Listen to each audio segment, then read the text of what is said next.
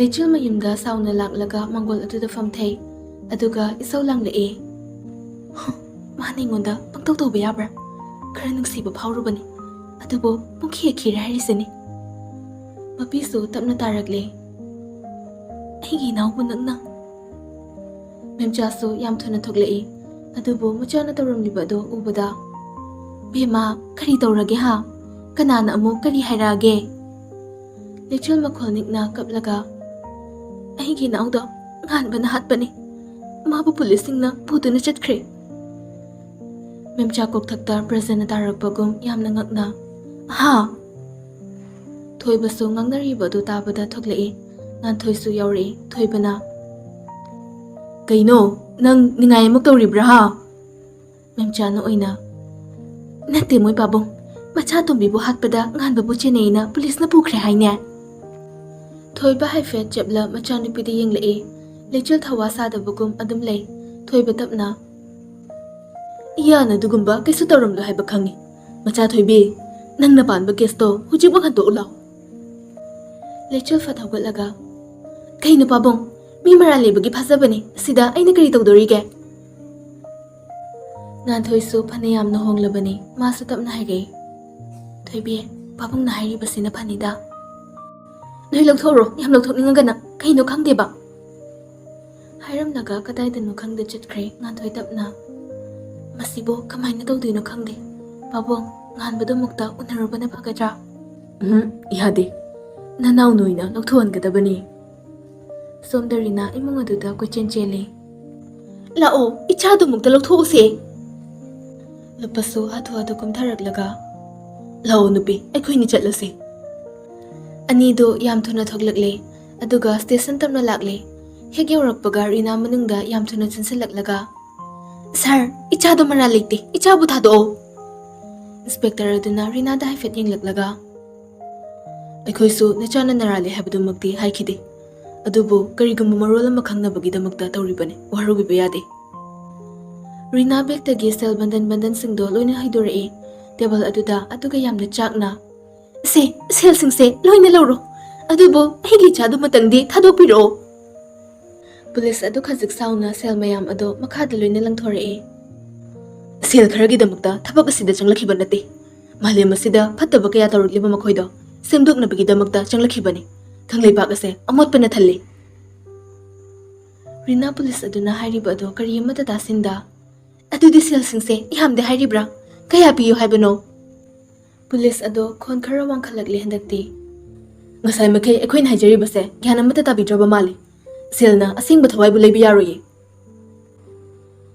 Rina makhata jungai lupa changsilaglaga sorry sir aigi nupi se warabane yaragadi amuktangdi unasage madu yaroye aujik mani haibagi chapchabu su khangdre aduna unabagi khudong chabududi pisadre please sir sorry ekhoidi hajakraba adune. Upai leroi khanduna ani adu thoklagle. Rina lupada mari tawra'e moi babong lechil hoigi mayumda chase aine makhong pairag oirabasu ai haijaruge ichase thadoknaba muktadi ai hairuge ne.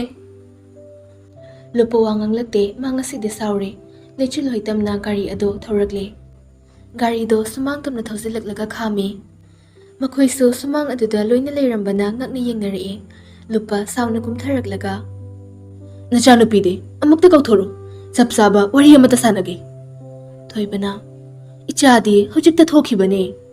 Lupa yam sauna noina tawningbata pangtawda tawba yabro mara leitaba ichabu maral pisinduna yare ai wayam ngakningde. Memcha tamna khumla'e aikhoi soduni hojikta hairamlibase mahalaklagane phajana wari sanarage. Phajana wari sanaba natene aina wangang loina ngangdabasida yamna henjilakle aigi farm adubusu mana chemical maya kanba hapchilaga loina tumna manghalle masida pendraduna ichadubusu amuk ai wayamna nganingde. Phare karigumba ichana mara leramdraba akhoina tawrokpa khudingmakta noi wangang lakpa yaroi ai chatle isen. Hairamnaga Rinabu chingduna garida kakhatkre anidu hek chatkhibaga lechil changla'e handakti memcha sauna bhima nangbu ibungodo amuktadi lawthoklusoba nanggi haktakta aikhoidu wangang laklibase midi onthokni yam lakle nangbu khara hallo ke dorage. Lechul sauna. Kainui ma. Hojigi garido nganbu hoigira. Siya. Moigi imung sina khalise. Aikhoise pangyada yaba. Selna leiba yaba sigi mawongdani ne. Thoiba tapna machabu yengduna haire. Macha thoibe. Nangbu dumaina tawnu kaidaurage. Se lathokpiruro.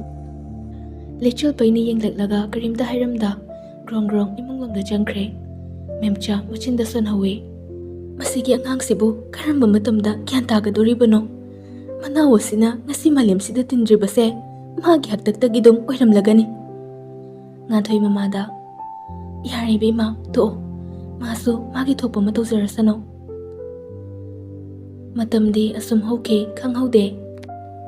Station dani inspector ado nganbuga karino khangda murum yamna kupna wari sanari. Police aduna. Phare. Nangna khalibado chumbre yengbo oina nangsu yauna. Ngasi nimidang chetlase. Aduga pumnamang adu khanglase. Hairamlaga inspector ado thokre. Nganba nokludraba minog ama tapna chingladuna noglaklaga. Inspector. Inspector ado fadon thorakpane. Nganba inspector aduda salam kotsile. Loya ngasidi thabak chetlamde drawing room aduda famlaga TV kanna yengle. Manakta mon adusu thamli loya tapna. Yengningbra karamba tharoge. Magi mamittadi tanu famduna leibu oina uribani. Tanuna. Dada romance ke drama oina tharo. Punsise yam wariba. Romance machit ama phawba yauda loikraba punsine. Naube. Nang adugumba wado ngangano haiba natra. Makata jungai mili changsilaklaga famle loyana. Che kaino nanaw na bifamnido udabra. Mili nungaitana. Now nang kidawrage. Nang bukawro kidawbage. Ma lairam lenda tinkrabane. Kaino che. Mahadi aigi naktagi hendi. Nang tigi dum lae. Mili mapido tamna sintare. Maupabu themba yararoi khanduna tamna hogalaklaga mananglomda makhong thangduna jangkre. Loya makhatana wangang haure. Matam mahaksu hujinkre nimidang haiba matam adu laklabane. Lechul imungda asum leirambadagi. Che! Nganthoi chakhumdagi khumlae. Kaidawrage? Ai asai buktam ta thoge. Yam lapna chakhinuko nimidang sida. Lechul makhongna sum lakpana mitmangda uribaduda yengle. Mani hiyai hoigi thonggalda nupi ama changkhibado adusu yamna sauba maithong amaga loinaraduna. Lechul su kaidawrabano khanna manunglomda tapna mina udanaba mahongda changlaklaga mana hek yengfam thongnaw adudagi mityeng thamlae. Manungda tawribado yengi. Nupi aduga hiyaiga kanna sangkatnari. Da hiyai nangna ilongni haibadai ne ha. Adubo aina nang pamlaktra haiba natro atoba mi amada panjakho. Da hiyai nang sa yamna pataba tinjang mami oiramle. Aina nang police ta case tawni. Aduga nangbu aina kidawrapage haibado nangmo na yengo. Hiyai sauna khol khara kala laukhalae. Aina nang pamdridana. Masida nangna chaga ngangisa kaino. Nang ai kanano khangaba. Nupi adu kina thokhinaba tawrakpada hiyaina maningdagi fi amana nupi adugi mangsamado kana laksilaga. Aigi kutta nupi kya sikre khambra. Nelsi, Olia, Daina, Tanu. Haiduna noe. Lechulumduna tarambadagi tanu haina pankhiba aduda khangpre khangi. Mitlu adudagi pirangsu maningtamna tapna sintharae. Penda machindagi waroba konthokna tapna solae. Nangse aina kayada chammi khanna nungsijarubano. Adubu nangdi mihat po iramlaba. Aigi thamoy busu thukay bibadanata. Aigi inawgi thaway busu. Aduga aigi luhong busu. Nang namaram oiduna kairaba. Tanja adudani lokan na kurakpado. Lechel kyan khanglak-laktuna laymay da famduna lokang kukhuribi nupi adu uragle. Adubu hiyay mahakti leiramde. Nupi do lechel da yenglaklaga mamilaw thoree. Lechel kaino khanna maningda khangun unthorakpada yochayeduna haigatana thakiba. Somda hainakhibagi matung inna nganbabu phariba policing aduga loinana nganba hiyai hoi tamna lakle. Nasidi huranba mihatpa mahakpo loiru tamkhraba male. Leichul di ngahaki matung gyan tapna lakli mamitto tapli panglakpada mabu makut makung punduna thamlambadudha laure. Dahiyai ai mu thado lo kaigino nangna iphari se. Nupi amadasu magi manakta punduna thamlamle. Hiyai makutta yochai ado paiduna ka adugi manungda changlei aduga hautana noklaga Thoibe nangsu ai khutta tarba nanaw nupigi mawongda nangsu chendoira Leichul yam sauna yenglaga mihatpa lawai macha oktaba rapist lady killer nang aibu pharaga afabo oigani khanbra ha Hiyai yam hinada noklaga Leichul gi mamangda famtharaklaga Ladies killer aina nang busu hat patabani ne nang nei bu hat na bohat naraga nang gi fabo oigani khanbra ai se kanano khanglaba nang mama hingchabi gi machami hatbe nang nei gi lekhitraba imabu hingchabi hekta haibagi nati kari le layoi khrabe si khrabe ha Hiyai mahakna Leichul mahaki mama hingle haibiram labadi kayada fagadaba adubo muchinnado fuchinkibagum wa makha takhidre adugi maho Leichul mahaki masabo tap sokpa hore Leichul na nang aingonda dumna tawrakano ai thado haibani natik leiredi ai ki khutse thado Hiyai chaplep laga Leichul bu munna yengle aduga pulamba makhai do loina thado yengba taridana nang natik kayam leiba nupino haiba Leichul sumabo ngakthoknaba kanna hotnei adubo masamo phaba hingchaba mahakna pangal yamna henkibana Leichul bu lakchaba helai Leichul kaplaga nang ngasi ngamlabasu aina hing soidna ngamlakani haibase nang kaugano huran bagi tarhani mapugi nong mahaibase soidrabane tanja adumaktadani mahakbu thengkhang kayadagi kanduna lakhiba mahakbu kana amana sokpa yaroi magidamak chongthoktuna awaba kaya ama mayoknariba mahakbu nungsibana ngauraba apangba thawai ado ngasisu adumak lakle mahabu kanba adubo hanagum mahabu nungsibagi kanba laklibra natraga karige thong adu fakaiduna changlakpa pulising aduga loinarakpa nganba manung aduda khongleithuna changsilaklaga